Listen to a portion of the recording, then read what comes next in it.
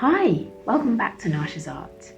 Whenever I wear these big statement earrings, I always get so many compliments. And people wonder, where did you get those? And I say, oh, I made them.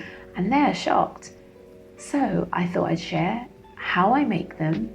And it's quite a simple process. And it's a bit of upcycling. So if you love DIY and a bit of craft, this is the thing for you. So let's get straight into it. So to make these gorgeous earrings, you'll need the prettiest tea bag boxes you can find. To be honest with you, it's usually the fair trade ones that are the best. So Hampstead teas, Hooker teas, again another fair trade one.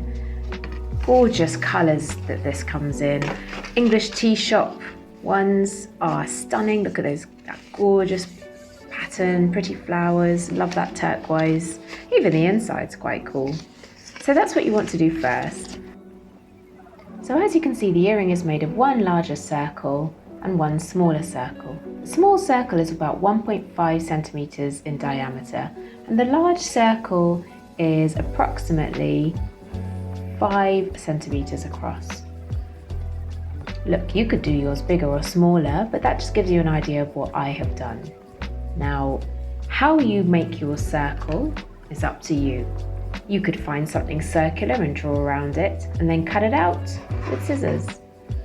Or you could use some sort of circle template that you have already sized for you.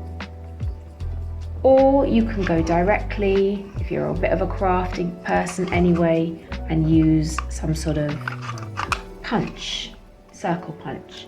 So I have a small circle punch and a large circle punch.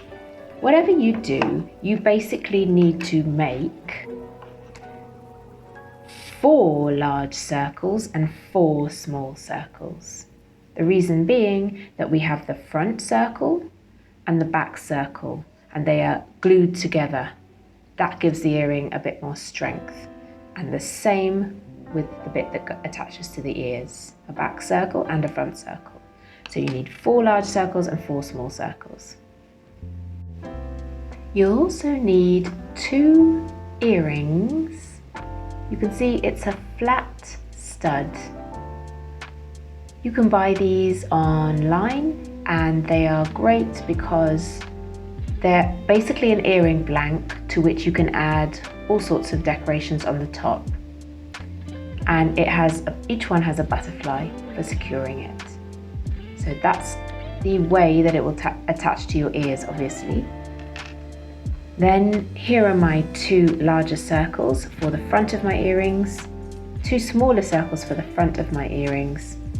Here is the back larger circle and the back smaller circle.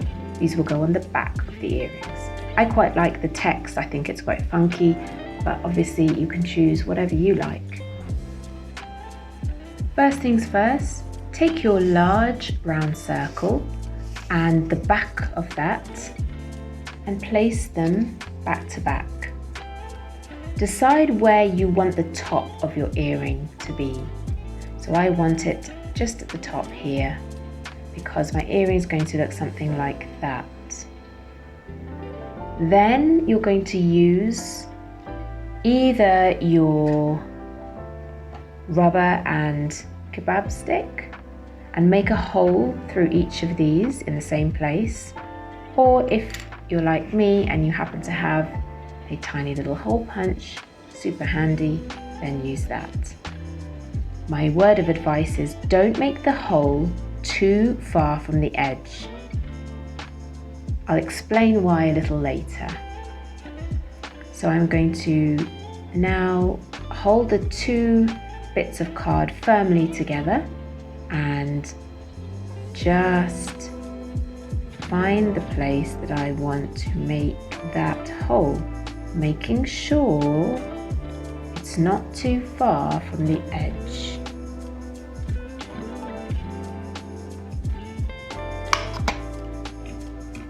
So I have both of them now with little holes in them. Next I'm going to paste my tacky glue all over one of them and glue both of those sides together. And you can see this glue is great because it is really thick and sticky. So I'm going to paste it all the way to the edge of the earring on one side, and then I'll place the other side on it and squeeze it together firmly. Sometimes I like putting it underneath something heavy so that it just helps it get a really firm grip. The only bit you have to think about is just lining up the two holes so that they're in the same place. There we are. Gently press them together. And you'll see sometimes the glue squeezes out the edges, so you can just wipe that off. I'm going to do the other side now and put them under something heavy to help them stick together well. You can see here I've got the two backs and the two fronts of the top part of the earring. I'm going to take the back pieces and I'm going to make a hole right in the center. Use whatever method you're using, whether it's the kebab stick and the rubber and you're going to poke a hole through, or a hole punch. If you're not quite sure where to make that hole, or you're a bit unconfident, then just make a little mark first where you want it to be. So you want it to be in the middle. So I've made a little mark there, and I'm now going to punch that hole with my hole punch. But like I said, you can make that hole whatever way works for you. Once I've made this hole, I can then put my earring through it like this. So you need the words on the outside, the white bit facing you, and you're going to put the earring through it like that on both of them.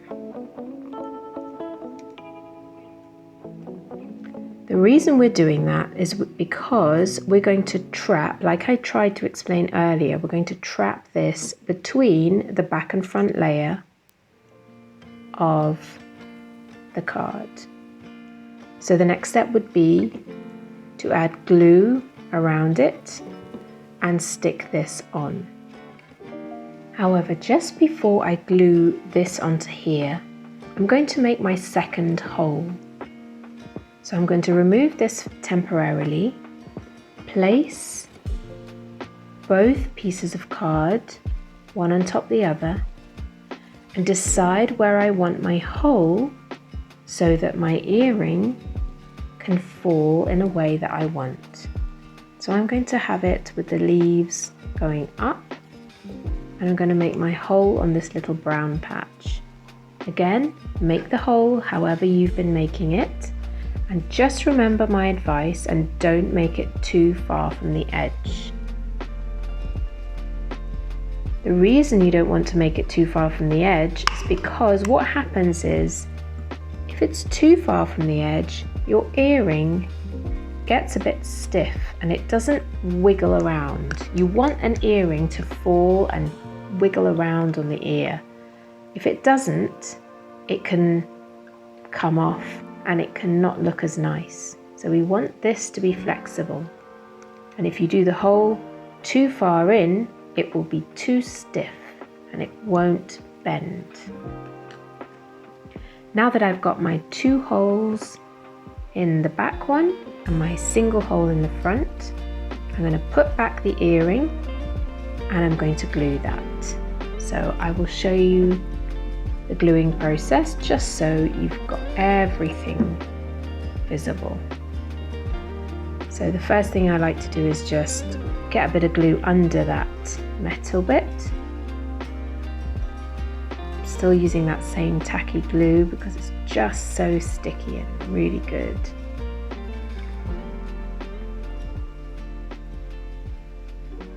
You can see there, I've I've got glue under the metal so it's nicely secured to the card.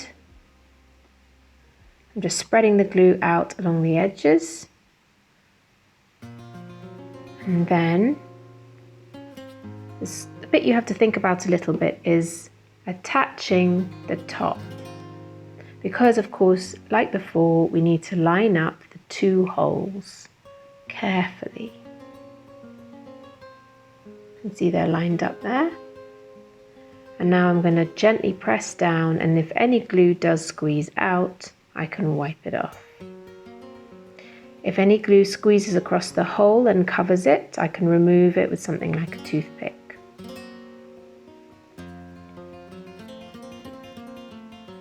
And actually, that's quite exciting because if you didn't make a hole, you would basically have a really nice little stud earring. To make sure the earrings are unique and that I add my own personal little touch, it's nice to add embellishments or decoration, and it's definitely a really nice thing to add a permanent marker black line around the edge. It kind of just finishes the earring off and makes it look much better. So you simply need a Sharpie or any kind of permanent black marker, and you basically draw all the way around the edge of the earring like that. The other thing that I like to do, but you can add your own things according to your own taste, is I like to add little blobs of acrylic colour that go nicely with the earring. So I'll show you how I do that, but like I said, you might want to add your own style of embellishments. Flat back gemstones, Swarovski crystals, or even stickers, I suppose. I basically make blobs of acrylic paint in the colour I want. Sometimes I also colour in background areas that are white, just to basically add my own touch to it.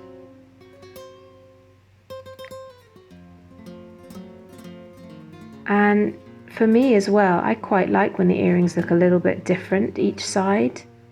I think that adds interest to the look. So once you've decorated your earrings in the way that you want, they're then ready to kind of put together. But just take care and be patient so that your decoration is fully dry. If you do use paint, flat back crystals as well, you might need to glue them on, and you will need to be patient and wait for the glue to dry. So that's important. You can see I've had to add blobs here of paint, but now I'm going to add them along here and along this gap. So they're slightly different, but they're also similar enough to look like matching earrings, and I quite like that. But of course you can make them identical if that's what you prefer.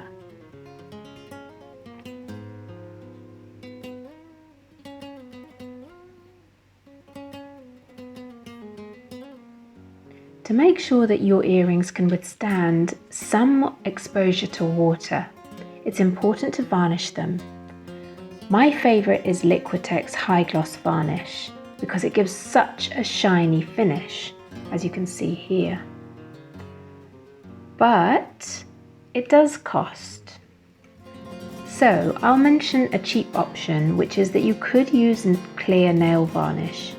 I haven't used it in a long time myself, but it does work. It's not as long lasting and it's not particularly professional, but if you want to save money and you're making some quick earrings just for fun, I don't see why clear nail varnish wouldn't work. When I apply the varnish, I try to use a soft brush, and I try to layer it on, layer by layer, waiting for it to dry in between, and I usually do maybe 2 to 3 coats. This will mean that the earrings will be mostly waterproof. Look, if I forgot to take them off and had a shower, I couldn't guarantee that they wouldn't get a bit wet.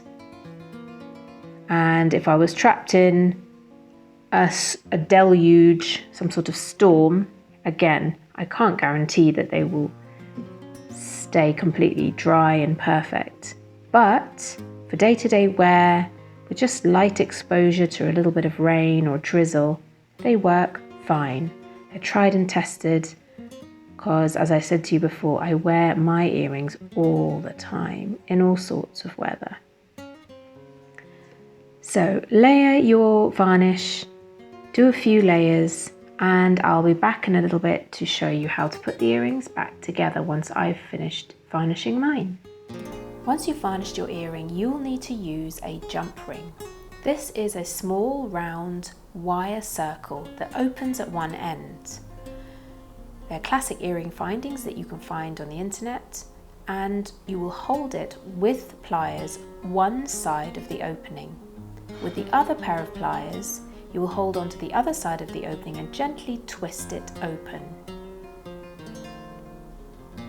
You will see that there is a little opening there which will allow me to put the earring together, both parts, onto the jump ring.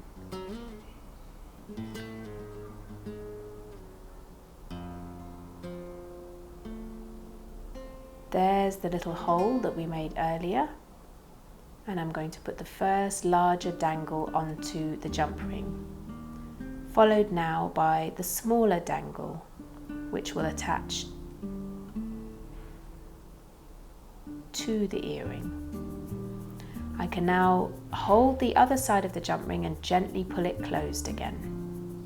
Once the earring is attached, you can see it dangles beautifully, and that was because we put the holes nearer to the edge of the earrings. You can then attach the earring backs and they're good to go. I hope you love this tutorial and have managed to create some gorgeous earrings for yourself or someone else. If you enjoyed it, I also have another very popular fabric covered earring tutorial. So I'll put the link below and also a pop-up above, so do check it out. Otherwise, have a look at my artwork on Insta and Facebook at Nash Henkel Art.